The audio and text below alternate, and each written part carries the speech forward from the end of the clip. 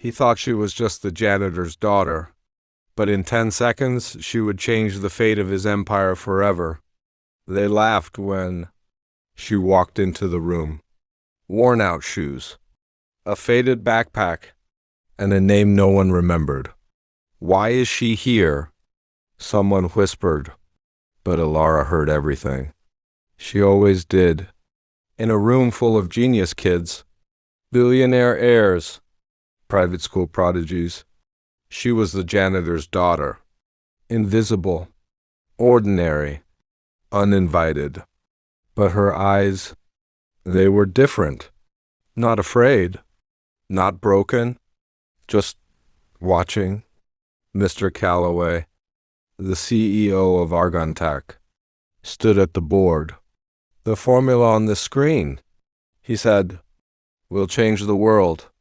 Everyone leaned forward, except Elara. She stood still, then slowly raised her hand. "Sir," she said quietly, "that's the wrong formula." The room went dead silent. Mr. Calloway turned, confused, offended. "And who exactly are you?" he asked. Elara swallowed hard, then replied, "I'm the janitor's daughter, but I also built that algorithm. When I was 13, gasps filled the room.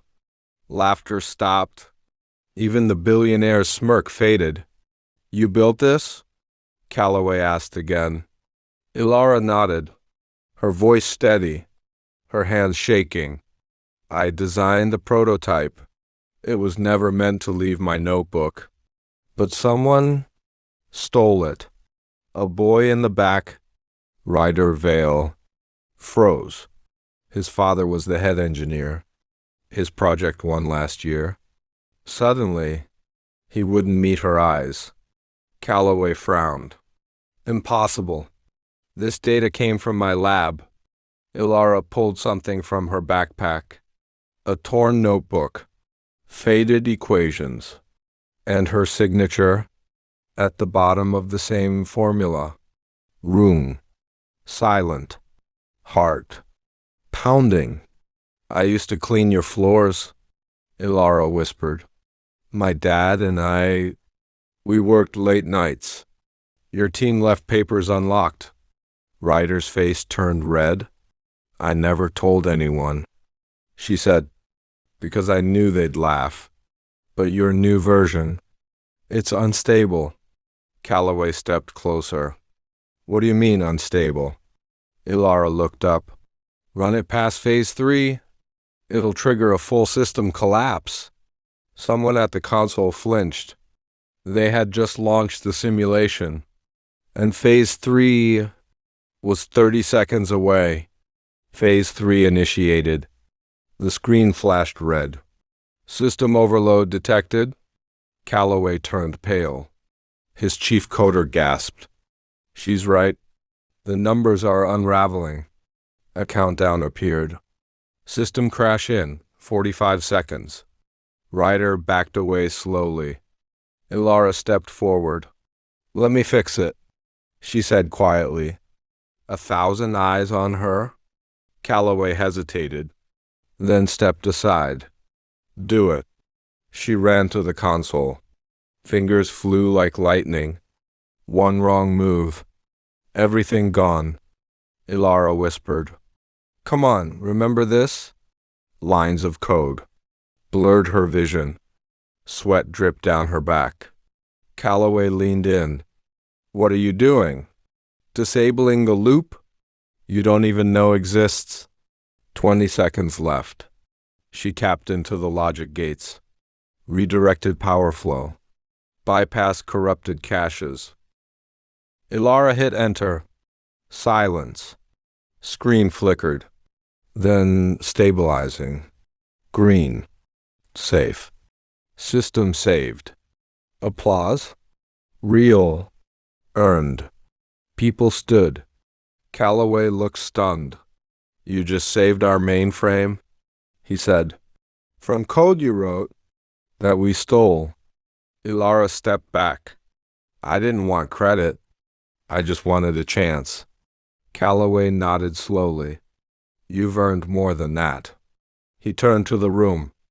This is Elara Wynne, the girl you walked past, the mind we almost lost. And in that moment, she wasn't invisible anymore. The next morning, her photo was everywhere. The janitor's daughter who saved Callaway Tech. Blogs wrote headlines. News anchors called her a prodigy. Social media exploded.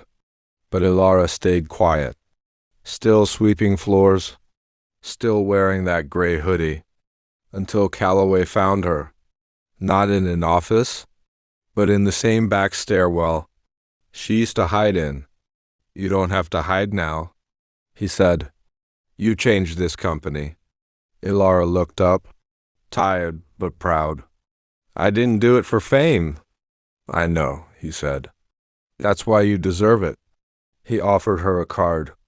Not a check, not a thank you, a badge with her name on it. Lead Systems Architect. Elara Wynne, you're officially on the team. She hesitated, then took it, hands shaking, but heart steady. The boardroom was different now. She sat at the head, where Ryder once sneered. He was gone, resigned without a word. People listened now, not just to her code, but to her vision. She pitched an idea. Free coding schools. For kids like her.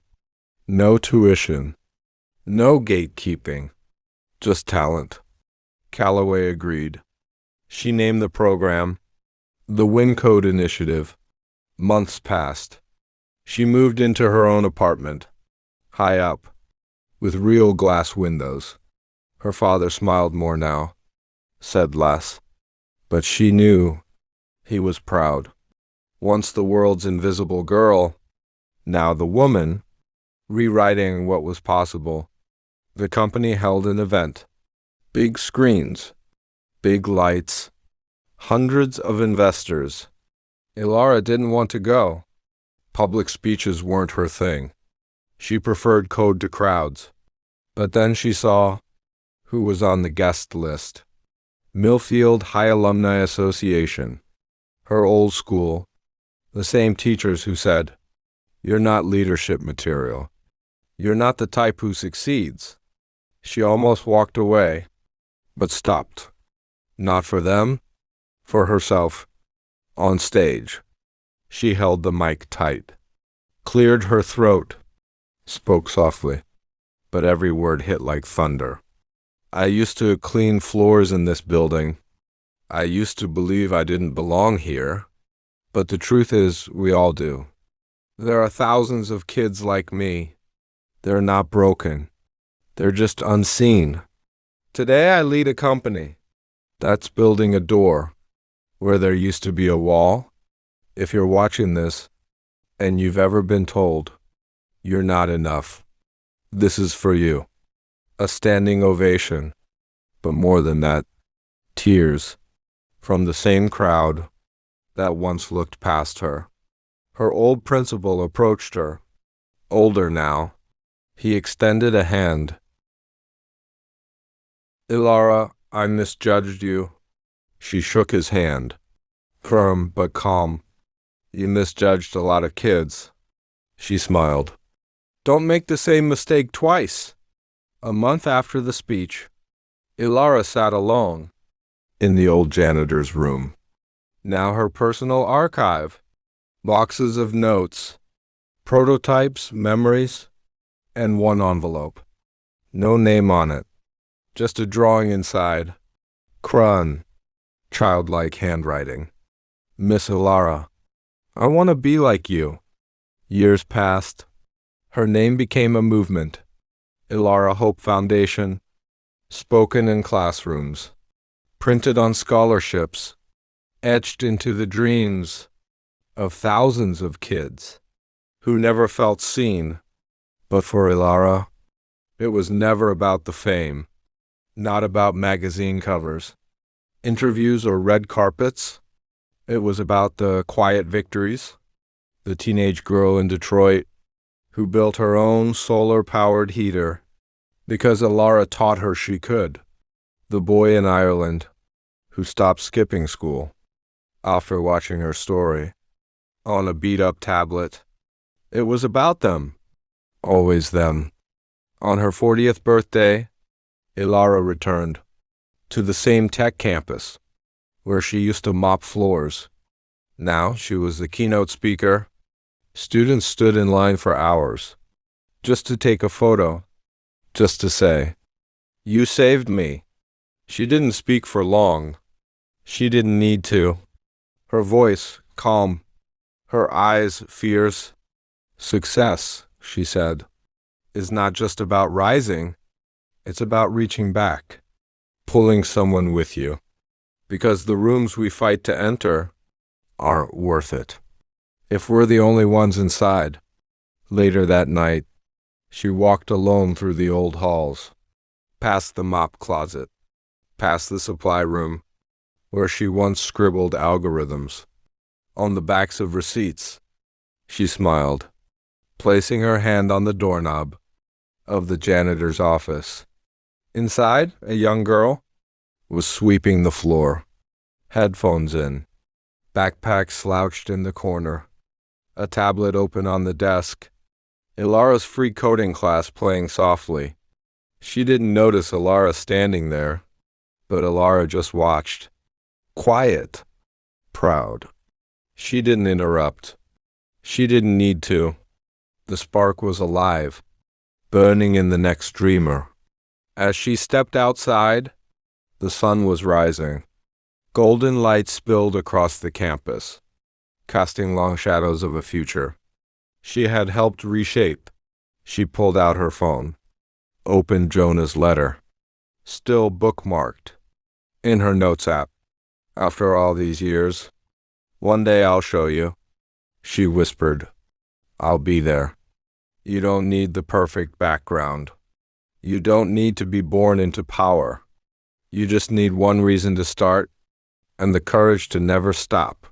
Because sometimes the world's greatest revolutions don't begin in palaces, but in mop closets." Tears welled instantly. She flipped it over. A letter was taped inside. "My name is Jonah. I was part of your free online class. I live in a shelter with my mom. She works nights. I take care of my sister. I never thought I was smart. I never thought I was anything. Then you said you belong in the room. So now I believe I do. I built my first website. It's about hope. One day I'll show you. Thank you for showing me the door." Jonah, age 11. Elara just sat there, silent, smiling. The impact she once dreamed of was already happening, not in boardrooms, not in stock markets, but in hearts, in minds like hers. The girl who used to mop floors had become a mirror for others to see themselves. She folded the letter, placed it in a frame, hung it on the wall, above her desk. Not her first paycheck, not her award photos, just that one letter. Because in the end, that was her legacy. If this story moved you, imagine what's coming next. Hit that subscribe button so you never miss a moment. Leave it in the comments if you believe in second chances. And if you know someone who needs this story right now, share it. Thank you for watching Silent Secrets.